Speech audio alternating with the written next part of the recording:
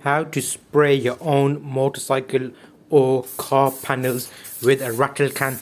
So this is a spray can. This is a DIY job at home. I'm going to show you the steps I went through, and you can see there's two panels here that I'm spraying. I'm going to show you the preparation stage between these and see what works well.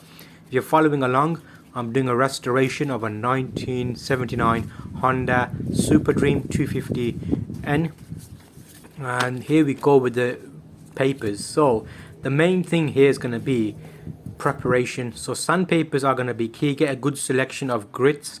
You want it to be as smooth as possible before you spray.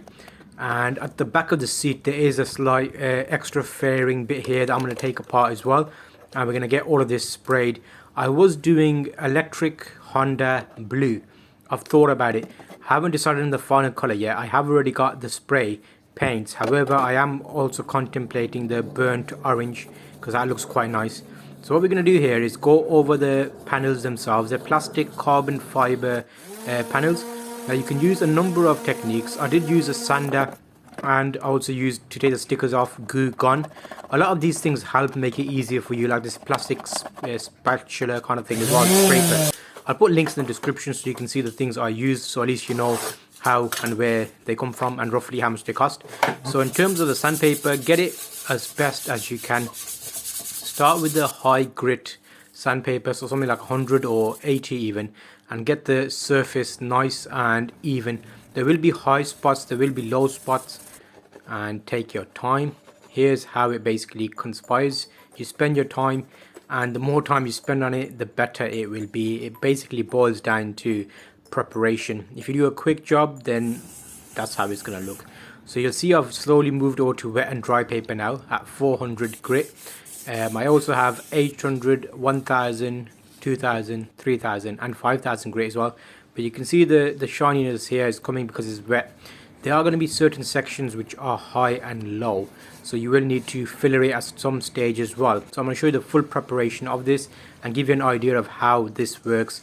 So in the grand scheme of things, you're looking at like a day of sanding and prepping basically. If you've got three small panels, if you've got electric sander, it'll make it a bit easier for you. And I did use paint stripper for one of these to make it a bit easier, but I don't think paint stripper worked that well. So in terms of the sprays, we're using high coat, undercoat primer. I've got the colors in high coat brand as well as the petrol resistant lacquer. So we'll see how these work out. But what we're doing here is we've given it a sand, and because the color is kind of like blue and bits that are the yellow underneath the panel, the carbon fiber, what I'm doing here is putting a thin layer of gray primer. What this will allow you to do is give you an idea of which spots are high and which spots are low. So once you give it a quick coat of primer, you can use cheap spray like a different color basically. What you're trying to do here is give it a light spray, so when you take it outdoors, the gray will show better the shadows and the dents and the imperfections in the plastic. I'll show you an example of what I mean. This is real-time spraying here, so I'm actually giving it a light mist of this gray primer so I can see where needs more attention, and then I will sand it again with fine sandpaper. So we're looking at like 1000 grit, and if there are areas that need more attention, we can filler it or do it again. So you can see here there's a little dent there that did not show previously. It looked like it's perfectly smooth. However, now that I've put a bit of gray on there, you can see two sections there that need more attention. So this is giving you an idea that you don't have to go straight to the final spray. You can do a spray, then go back a few stages and re-sand again, because not everything will be seen. And use a different finger. So if you use like a finger to feel it, maybe use your thumb or your other hand, and you'll notice with a couple of fingers there'll be a difference in sensation. So you like some fingers won't feel a dent, but other fingers will. So there's a nice little trick there to keep an eye on what works and where you need more work on. So here's another side panel here that I did a bit of sanding on. I thought it was ready, but I knew there's certain spots that needed more attention, so I gave it a coat of primer, and then went back a few stages and re-sanded again the spots that needed more attention. The back fairing along the seat was a bit better. There wasn't as many areas that needed attention there, but you can see I've got two bottles of primer, 400 milliliter, purposely because I knew that I'll need to do a few layers here where I'll sand back and then do another layer. And I have also got etch primer for the tank, because we're going back to bare metal day. If you remember the last episode, we prepared that. So here I left it for about 20-30 minutes just to give it a nice hardening cover, and then cover our paint. And here's another one that we used for paint stripper I used on this panel. And you can see the paint stripper took it back to below the color and the primer, so actually did a little bit more work on this. So I would recommend, if you're doing plastic or these types of fairings, don't use paint stripper. It actually makes a lot more work for you. So here you can see I'm giving a light mist of primer to see where needs more attention, what's the high spots, what's the low spots. Because what I will do is I'll sand this primer back. We'll see where the primer stays, which will basically indicate all the low spots on the panels. And then we might either need to use a filler primer, or I do have the filler, the body filler that I can use, with a fine body filler that I can actually get back. So I want to get a decent coating on these and make them look half decent. We don't want like loads of imperfections in the paintwork, because it is a motorcycle, so it'll be more noticeable than anything else, because there's not much plastics on this. Mainly engine, you see a couple of panels on the side, the rear around the seat, and then obviously the tank. This is all real time, so you're seeing how long I'm spending here, but the preparation maybe took like 2 days, and this bit's taken about 20-30 minutes max for all the panels. And then I'll go back a few stages and start sanding again.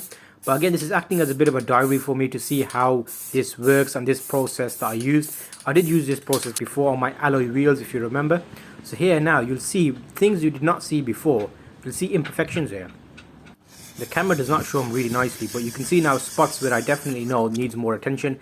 There's little rivets and divots in the plastic panels which need a lot more work. So you can see I've got 1000 grit here.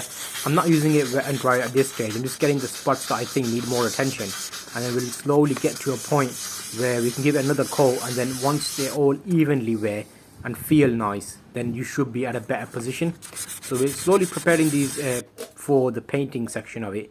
And the primer that I talked about, here's a quick look at how that works. So with the primer, you basically get 2 bits. There's a section below which is like a gooey type thing, and a hardener. So it's kind of like a pea ball size hardener to like a golf ball size of the filler, and then you mix it together nicely, and then once that hardens up, it becomes very good for sanding, and it creates a nice smooth finish. So you have to be careful with this, as the more you put on, the more you have to sand off. So I kind of put a thin layer over the areas that needed a bit of smoothing out.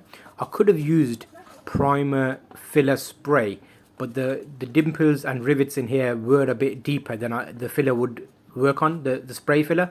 But I may end up giving it a spray filler coat anyway. So you can see I'm smoothing out over the bits that needed more attention. It was mainly around where the stickers were on the panels, because trying to take the stickers off, it kind of created little divots where the stickers were.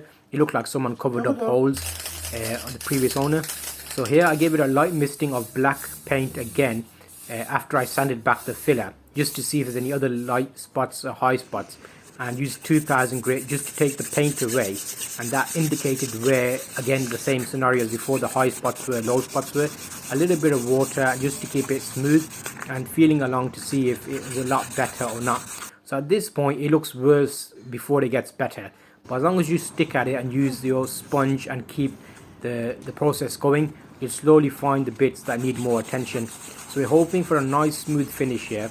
And again, the more work you put into this, the better it will be. So it does depend how much time you've got to spend on this. So you can see already now with the light watering, we can see it's doing a lot better.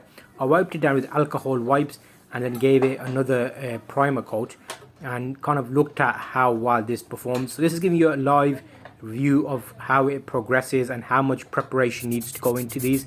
So now that we did that, we'll actually get a primer coat on now, and I can see already here it looked a lot better, a better coverage. I will split this out over a few videos, so I'll see you on the next episode.